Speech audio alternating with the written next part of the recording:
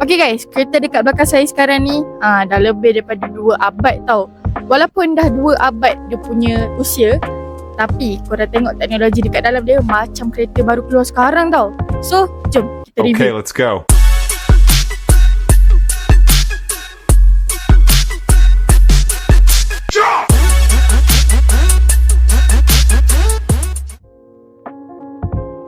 Walaupun kereta ni dah 2 abad, ciri-ciri dia memang maju ke depan macam zaman sekarang. Jom saya tunjuk. Kita mula dengan sini lah. Okay? Kita tengok kat sini. Zaman 2005 dah ada memory seat lah. Macam kereta zaman sekarang. Bahagian seat pula kita tengok. Ada electric adjustable seat. Semua masih lagi berfungsi dengan baik. Jom kita tengok bahagian steering pula. Okay, bahagian steering dah dilengkapi dengan wooden trim. Ada multi-function steering. Ada telescopic steering dekat sini. Boleh adjust auto. Okay, kita tengok kat bahagian infotainment system dia. Ada LCD screen. Yang penting, ada touch screen. Okay, korang tengok tahun 2005 dah pakai touch screen dah. Automatic gearbox transmission. Tapi masih lagi mengekalkan ciri-ciri klasik dia. Sebab apa? Kita tengok kat panel sini, dia masih lagi pakai jam analog.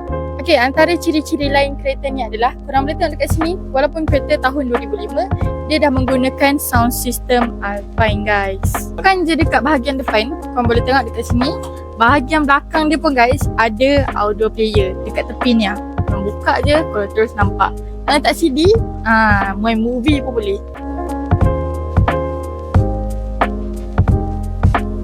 Memang lain daripada lain guys kereta ni. Sebab apa? Korang boleh tengok kat sini. Ini nak buat tempat makan, nak buat kerja sekolah dan kereta pun boleh tau. Kalau saya tidur je guys.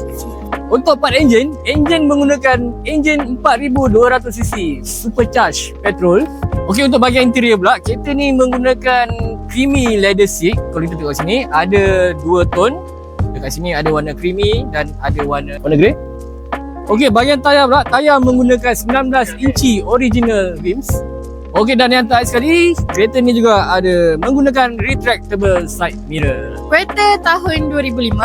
Harga yang kita offer dekat korang bermula daripada RM59,000 plus. So kalau korang berminat dengan kereta ni, nak tahu kereta ni dengan lebih detail, boleh jumpa kita, boleh jumpa saya Azmi, boleh jumpa Intan. So kita jumpa lagi next review. Adios amigos.